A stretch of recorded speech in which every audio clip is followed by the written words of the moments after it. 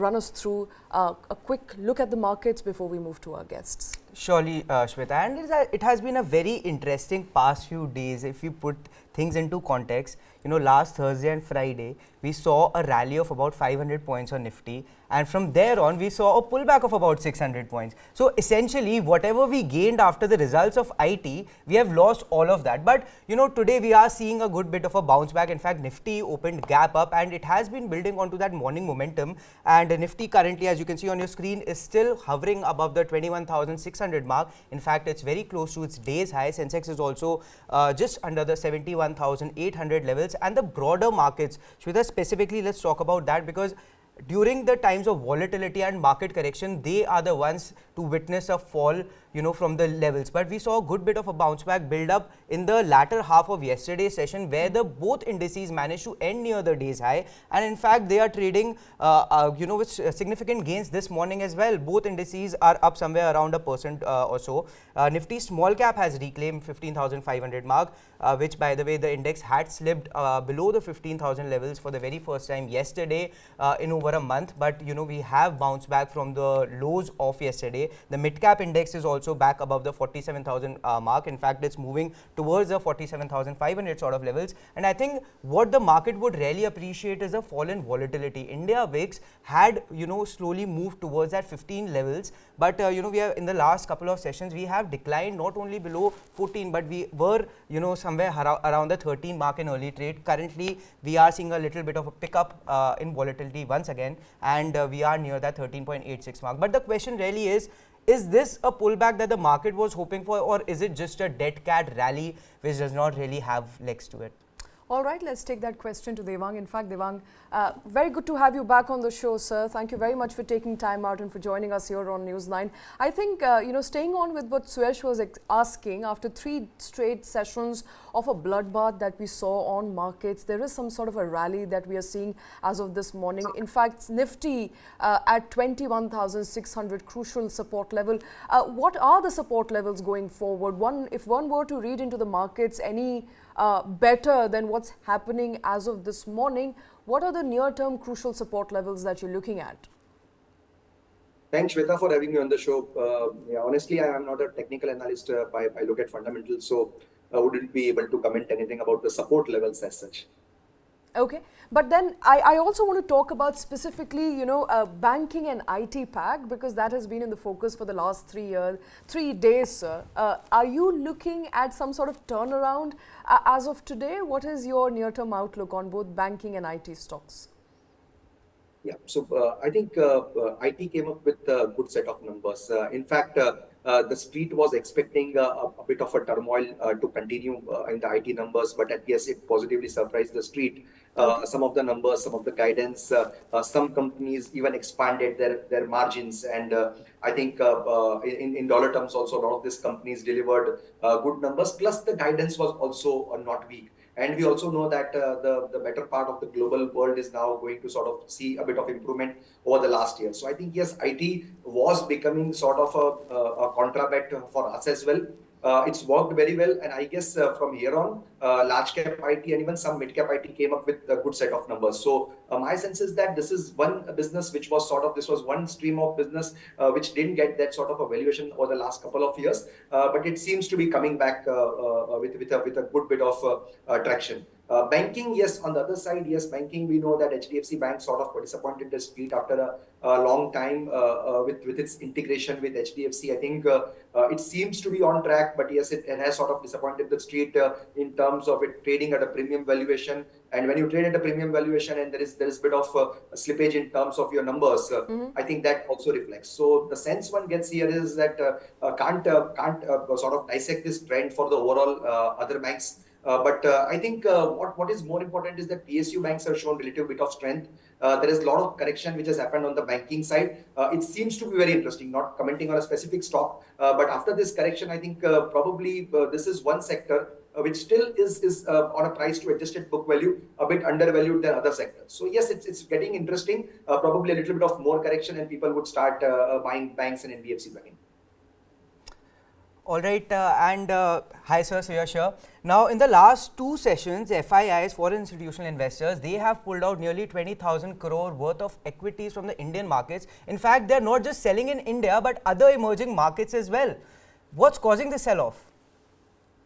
Yeah, excellent question, Suyesh. So I think yes, roughly around $2.5 billion selling in the Indian markets, and of course we know that they sold across in other Taiwan, Korea, other markets as well. I think a couple of days back, the data points which US again pointed, there was a sharp correction in US markets as well, 2-3 days back, and then I think the dollar had strengthened, yields again sort of shot up. And there is now a belief that people were talking about the rate cut in US in March that has sort of got delayed. The commentary over the last 2-3 days from different participants of Fed have shown that yes, inflation is still persistent. It's not as easy as the markets and the market participants were rather thinking about. The sense one gets is yes, the globally again a bit of volatility has started to creep in the proceedings, and that has impacted the FII behavior.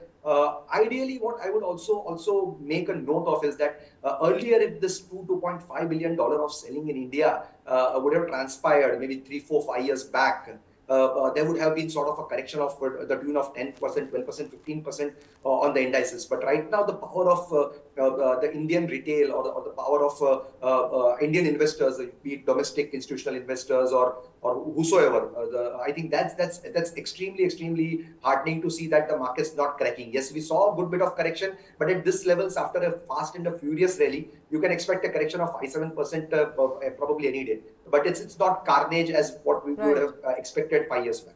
All right, so perhaps more resilience there as far as Indian markets is concerned. So, given that geopolitical tensions are once again simmering, not just in the Middle East, but looks like globally demand is muted at this point. What sort of momentum are you going to see as far as Indian markets is concerned? Any negative surprises that you're factoring in at this point, apart from what we already know is happening when it comes to crude, when it comes to situation that is panning out, not just in Ukraine, but also with our borders with Pakistan and Iran? Yeah, so I think, yes, one thing is important that this is going to be an eventful year. It's not going to be a year where it will be only smooth sailing. Yes. Why? Because there are events lined up. There is a vote on account or a mini budget that is going to come on the 1st of February. There are general elections in India. There are elections in US. Yes, there is a talk about how the interest rates and hence inflation and hence the interest rates, the trajectory of interest rates across the globe, be it the developed markets, be it the emerging markets. You talked about crude, which is an important moving part for India as well. We talked about geopolitical tensions, be it Russia, Ukraine, be it Iran, Pakistan that we are talking about, and these are unknown events. These are Six Sigma events which probably you can't plan for. So yes, there are a lot of events lined up this year. Of course, most importantly, what the markets in India will follow is the earnings cycle. The earnings probably are going to do very well for the next 2-3 foreseeable years. Capex has come back. Discretionary consumption is robust. Credit growth is good. So the sense one gets is yes, you can't get the best of everything. But yes, honestly, India seems to be a bit of oasis in the desert, if I can put that word. Now, Mr. Mehta, talking about quantitative easing by US Federal Reserve, just back in December of 2023, the markets were celebrating and hoping for a pivot because that's what the commentary coming out from the Fed was. But since then, a lot of the Fed members have pushed back and, they are pretty much saying that the rate cut would happen eventually, but probably at the latter half of 2024. What is your expectation as a group? By how much quantity can we expect the rate cut, and when will it eventually begin?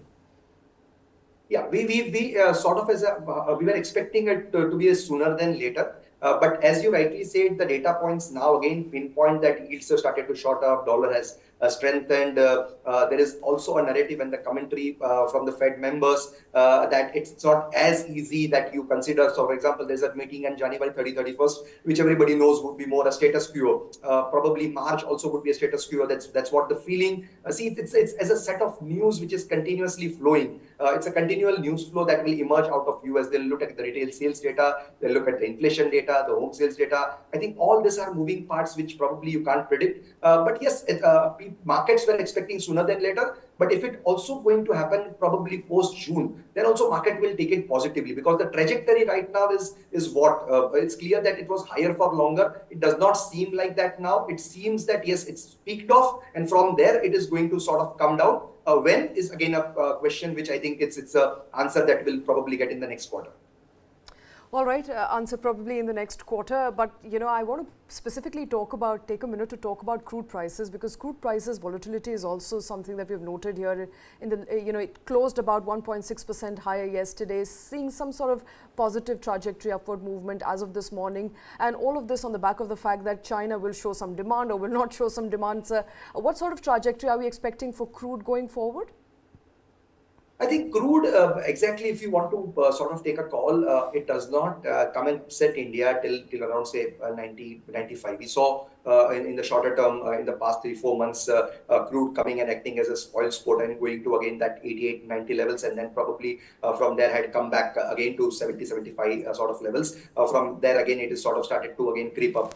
The sense one gets is that India is, of course, we know that we are commodity importers, we are crude importers, we sort of take 80% of our crude from outside, but mostly what the government has done very well is when the crude prices were low, I think they didn't reduce the fuel prices earlier, and the excise also is helping us. The word fiscal deficit, current account deficit are all under control. So I'm not feeling as bad as it could be. Yes, it going above 9500 and staying there for a longer while will upset the raw material cost for a lot of companies, as we are commodity consumers. So that's where the equation gets spoiled. But otherwise, yes, trading around say 70, 75, 80, 85, I think wouldn't make much of a difference right now, as the sentiment is towards equity is also good, and the earnings of the companies are also good, and people also have inventories at lower levels as well. All right, Mr. Mehta, and the last question from me. China's economy has witnessed one of its worst GDP growth, at least in the last 1 year, and the economy has been grappling with issues such as the property crisis, the global turmoil, as well as sluggish consumption. And the markets also have taken a beating. So from a valuation standpoint as well as a FII standpoint, is China now more attractive than India? I think this is the classic argument, Suyash, that we have been hearing for the past couple of quarters, that is China cheaper than India in terms of valuation? Yes, it is. It is probably trades around, say, 10 times the price to earnings, or even on a price to book value basis. It's quite cheap than what India is trading. Now, you need to understand that whether the foreign institutional investors, the foreign portfolio investors want a hub of growth or probably a medium-term safety. I think one thing is very clear, that India will remain a sort of a biggest growth trajectory engine for at least the next 2-3 foreseeable years. India is at the top of the spreadsheet, if you ask me, for a lot of foreign investors, and also for a lot of investors based out of India, where they want to invest in Indian businesses and good Indian themes. China, again, to be very fair, I think it had sort of lost its charm in the last couple of years. Also, if I can make that point, that MSCI index, where MSCI index, where again India is getting creeping into the stake which China had. China's stake is continuously reducing. So my sense is that people will invest more in India. Whenever the flows start towards the emerging markets, India will be the recipient of largest flows, and China would probably be the second or third in if I can put it in that order. All right, India will still remain a priority. That's the word coming in from Devang Mehta. So always a pleasure speaking to you. Thank you very much for taking time out.